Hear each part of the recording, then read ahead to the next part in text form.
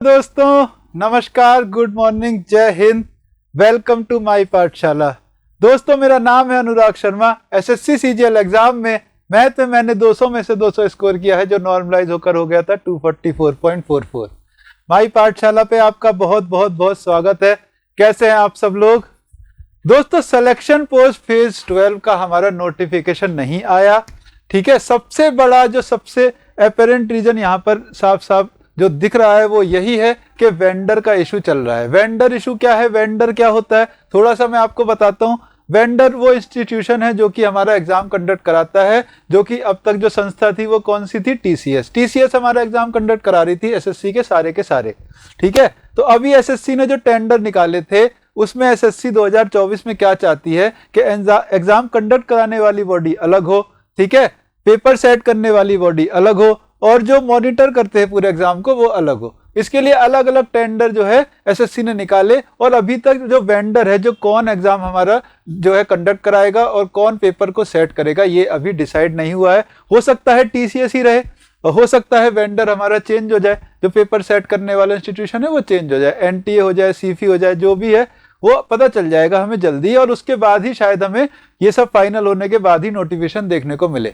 तो यहाँ पर फेज 12 के लिए मैं जीएस की या फिर हम कहें तो जनरल नॉलेज की, जीके की स्ट्रेटजी डिस्कस करना चाहता हूँ। तो इससे पहले हमें यही बात दिमाग में रखनी है, ठीक है, यही बहुत बड़ा कंफ्यूजन है कि वेंडर चेंज आएगा, वेंडर चेंज होगा, नया वेंडर आएगा तो कैसे क्वेश्चन वो सेट करेगा। तो इन चीजों को ध्यान में रखते हुए ही मैं यहाँ पर ये स्ट्रेटजी आपसे डिस्कस करूंगा, जिससे आपको बहुत बेनिफिट होगा आगे आने वाले एग्जाम्स में और सिलेक्शन पोस्ट में। अगर एग्जाम 6, 7 और 8 मई को ही ले लिया गया या फिर उससे थोड़ा सा आगे बढ़ा, ठीक है, तो टाइम लगभग ज्यादा नहीं बचा है अब, तो आपको किस तरह से चीजों को लेके चलना है, कैसे अपनी प्रिपरेशन जीएस की जो है आपको करनी है, उसको दिमाग में रखते हुए ही, वेंडर इशू को दिमाग में रखते हुए मैं आपको सारी चीजें बताऊंगा। ध्यान से सुनना, छोटा सा डिस्कशन है, आपके बहुत काम आने वाला है। चलो देखो, अभी 2023 की बात करी जाए तो सीजीएल हो या सिलेक्शन पोस्ट हो या सारे के सारे एग्जाम हो, तो उनमें लगभग क्या वेटेज हर टॉपिक से रहा है जीके में हमारा। स्टैटिक जीके सबसे ज्यादा पूछा गया है यहाँ पर। स्टैटिक जीके के कभी करीब 6 क्वेश्चन 25 में से, अगर 25 क्वेश्चन की बात मैं कर रहा हूँ, ठीक है, तो 6 क्वेश्चन करीब पूछे जा रहे हैं। इसी तरह से करंट अफेयर्स का वेटेज ठीक ठाक है, और हिस्ट्री में से करीब 4 क्वेश्चन ऑन एवरेज, ये एवरेज है, ठीक है, शिफ्ट में ऊपर नीचे भी होता रहता है, आपको पता ही है। ज्योग्राफी में से 2, पॉलिटी में से हमारे 3, ठीक है, पॉलिटी में से 3, पॉलिटी में से करीब 3, ठीक है, और इकोनॉमिक्स में से करीब 2। ये ऑन एवरेज इतने क्वेश्चन पूछे जा रहे हैं। सबसे ज्यादा वेटेज स्टैटिक जीके ने ले रखा था। अब अगर वेंडर चेंज होता है तो मान लो स्टैटिक जीके बहुत बड़ा है, जिन पोर्शन पे टीसीएस फोकस कर रही थी शायद उन पोर्शंस पे ना करे, ठीक है, लेकिन हिस्ट्री जो है मेरी, हिस्ट्री में से अगर 4 क्वेश्चन पूछे जा रहे हैं, पॉलिटी में से 3 पूछे जा रहे हैं ऑन एवरेज, इनका वेटेज तो लगभग यही रहेगा ना। ज्योग्राफी है, ज्योग्राफी में से 2, इकोनॉमिक्स में से 2, है ना, और हो सकता है करंट अफेयर्स का वेटेज और ज्यादा बढ़ जाए। तो इन चीजों को ध्यान में रखते हुए आपको किस तरह से अपनी प्रिपरेशन करनी चाहिए, यहाँ पे क्या सीक्वेंस आपकी पढ़ाई का होना चाहिए, मैं उस पर डिस्कस करता हूं। ठीक है, क्या सीक्वेंस आपको रखना है अभी, अगर आप रिवाइज कर रहे हो या अभी आप अपने टॉपिक कवर कर रहे हो, तो आप ये सीक्वेंस रखोगे तो सबसे ज्यादा फायदा होगा। सबसे पहले आप पॉलिटी करो, ठीक है, पॉलिटी पूरी कर ली। पॉलिटी में आर्टिकल अमेंडमेंट बहुत ज्यादा पूछे जा रहे हैं आजकल, तो आप स्पेशल फोकस रखो आर्टिकल्स पे, अमेंडमेंट्स पे, ठीक है। इस तरह से आपने पूरी पॉलिटी खत्म करो जल्दी से जल्दी।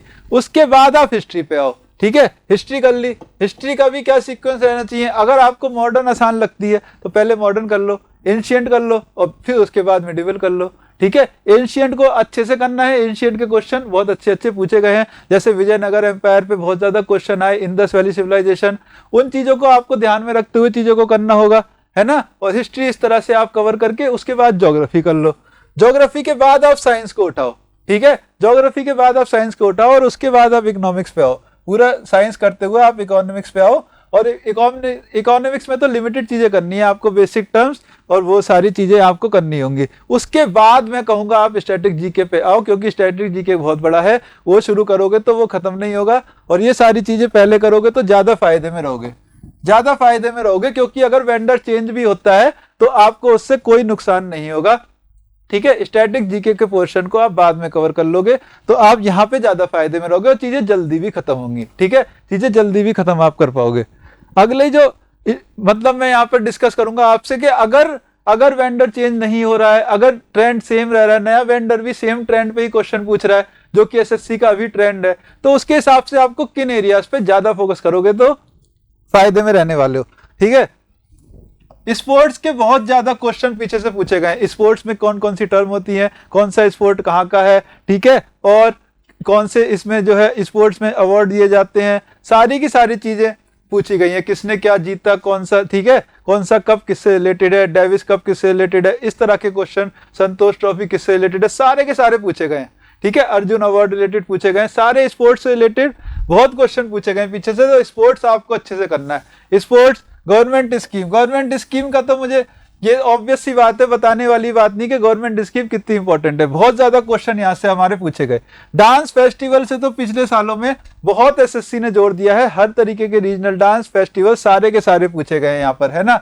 5 ईयर प्लान से बहुत क्वेश्चन आए हैं, एक शिफ्ट में 2 क्वेश्चन भी देखे गए, एक क्वेश्चन तो आया ही आया। ठीक है, अवार्ड्स एंड ऑनर सारे के सारे करने ही होते हैं। कोई भी वेंडर आए, अवार्ड्स एंड ऑनर्स है और बुक्स और ऑथर्स है, ये तो हमेशा आते ही आते हैं। ठीक है, सेंसस से रिलेटेड बहुत क्वेश्चन आए हैं पीछे से, क्योंकि सेंसस होने वाला था और अभी हमारा हुआ नहीं, तो सेंसस से रिलेटेड क्वेश्चन बहुत ज्यादा आए हैं। ठीक है, फिर क्या है, पॉलिटी में जैसे मैंने आपको बताया आर्टिकल अमेंडमेंट बहुत ज्यादा इंपॉर्टेंट है इस टाइम पे, बहुत ज्यादा क्वेश्चन आर्टिकल से, सारे के सारे आर्टिकल आपको करने होंगे। ठीक है, फिर आपको मैं क्या बोलना चाहता हूं, यहाँ पर सबसे ज्यादा इंपॉर्टेंस आपकी जो है तैयारी में, जीके में कौन हेल्प करेगा, वो क्विज हेल्प करेंगी। आप ऑनलाइन जरूर क्विज देते रहो, ऑनलाइन रिसोर्सेज का यूज करो, क्विज लगातार देते रहो। क्विज से बहुत अच्छी आपकी जो है प्रिपरेशन होने वाली है। जीएस का सारा रिवीजन आपका क्विज और मॉक से हो जाएगा।